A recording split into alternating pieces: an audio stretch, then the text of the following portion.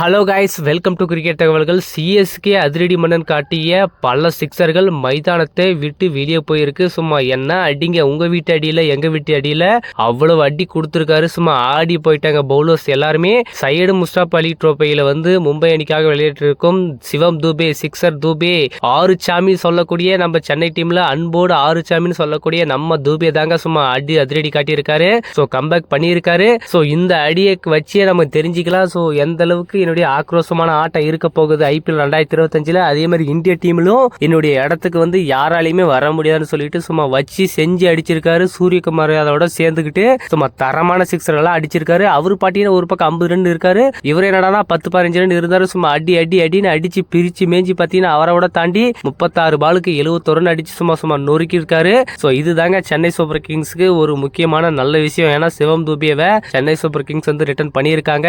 So இந்த 2025 சீசன்ல அவருக்கு ஒரு முக்கியமான பொறுப்பு இருக்கு.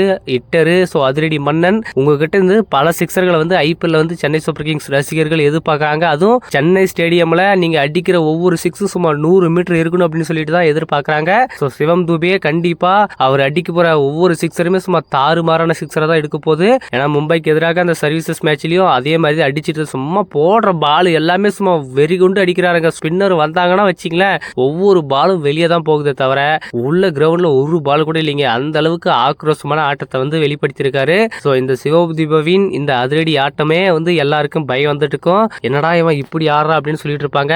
ஒரு கட்டத்தில் பார்த்தீங்கன்னா அவரை எந்த டீமுமே சரியான முறையில் யூஸ் பண்ணாமல் இருந்தாங்க. இன்னைக்கு சென்னை சூப்பர் கிங்ஸ் எடுத்து அவரை ஒரு நல்ல பொசிஷன் கொடுத்து அவரை இந்தியன் டீம் வரைக்கும் கொண்டு போயிருக்காங்க. அப்படின்னு பார்த்தீங்கன்னா அவருடைய ஆட்டம் எந்த அளவுக்கு இருக்கும், ஸோ அவருடைய ஆக்ரோஷம் எந்த அளவுக்கு இருக்கும் அப்படின்றது இதிலிருந்து கிளியரா தெரிகிறது. ஸோ கண்டிப்பா சிவம் துபே இதை மட்டும் நிறுத்த போறதுல இனிமே வரக்கூடிய எல்லா ஆட்டத்திலையுமே தாறுமாறான ஆட்டத்தை ஆட போறாரு. ஸோ அந்த ஆட்டம் தாங்க சிஎஸ்கேவிற்கு ஒரு முக்கியமான ஒரு நல்ல நியூஸா இருக்க போகுது. ஸோ சிவம் துபே அவர்கள் ரீசெண்டா பார்த்தீங்கன்னா இந்தியன் டீம்ல இல்ல இன்ஜுரி காரணமா அவர் வெளியே போயிட்டு இருந்தாரு. ஸோ 2 சீசன்லயுமே அவர் இடம் வரையல. ஸோ இப்போ பார்த்தீங்கன்னா அவரு மீண்டும் கம்பேக் பண்ணி சைடு முஸ்டாப் அலி ட்ரோஃபில அதிரடியான ஆட்டத்தை வெளிப்படுத்திட்டு வந்துட்டு இருக்காரு. ஸோ இது அவருக்கு மிகப்பெரிய ஒரு நல்ல விஷயம். ஏன்னா மீண்டும் இந்திய அணிக்கு திரும்புவதற்கு இது ஒரு நல்ல சான்சஸா இருக்கும். ஏன்னா அதுவும் T20 கேப்டன் சூரியகுமாருக்கு ஆப்போசிட்லேயே அவருடைய ஆட்டத்தை ஆடி இருக்காரு அப்படின் போது ஸோ எவ்வளவு சீக்கிரம் முடியுமோ சூரியகுமார் யாதவ் அவர்கள் அவரை T20 ஸ்குவாட்ல ஜாயின் பண்ண போறாரு. ஸோ அடுத்த மாதம் ஜனவரி மாதம் இந்தியா T20 இங்கிலாந்து கிட்ட விளையாடுறதா ஒரு தகவல் கிடைச்சிருக்கு.